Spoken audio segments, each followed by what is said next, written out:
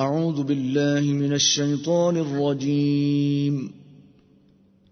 بسم الله الرحمن الرحيم. السلام عليكم ورحمة الله وبركاته.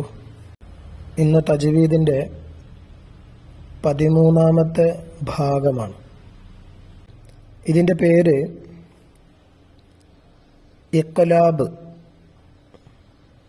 എന്നാണ്. നമ്മൾ നൂൻ സാക്കിൻ തൻവീനെ സംബന്ധിച്ച് പറഞ്ഞപ്പോൾ 4 നിയമങ്ങളുണ്ട് എന്ന് പറഞ്ഞു.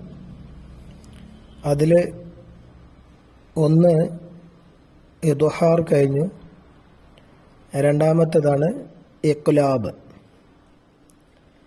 ഇതിൻ്റെ നിയമം സുക്കൂനുള്ള നൂനിനോ അല്ലെങ്കിൽ തൻവീനിനോ ശേഷം ബ എന്ന അക്ഷരം വരികയാണെങ്കിൽ സുക്കൂനുള്ള നൂനിനോ അതുപോലെ തൻവീനിനെ മീമാക്കിയിട്ട് മണിച്ച് ഉച്ചരിക്കണം. അതായത് ഈ സുക്കൂനുള്ള നൂനും തൻവീനും അതിന് ശേഷം വരുന്ന അക്ഷരം നോക്കിയിട്ടാണ് ഉച്ചരിക്കേണ്ടത്. അപ്പോൾ ഇവിടെ നൂനും ഈ തൻവീനിനെയും നമ്മൾ മീമാക്കിയിട്ടാണ് ഉച്ചരിക്കുക. മിൻ ബാദി എന്നുള്ളത് മിം ബാദി എന്നാവും. അത് മണിച്ച് മീമാക്കിയിട്ടാണ് പറയേണ്ടത്. ഇതിൻ്റെ ഉദാഹരണങ്ങളാണ് യംബൂഅൻ, നഫ്സിം ബിമാ, ഖബീറൻ ബസീറൻ, റജ്ഉൻ ബഈദുൻ, കല്ലാ ലയുംബദന്ന ഫിൽ ഹുതമഹ. Iqlab. Iqlab means to turn over. Iqlab letters. Ba.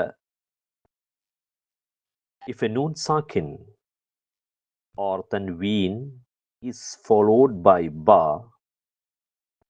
it is converted into a hidden meme or tiny meme with separating between lips, and the reader should make ghunna for 2 beats. Here are the examples.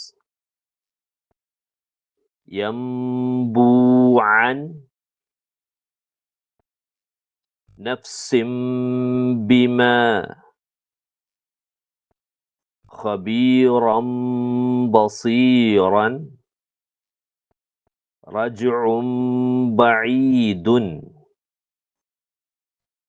كلا لينبذن في الحطمة.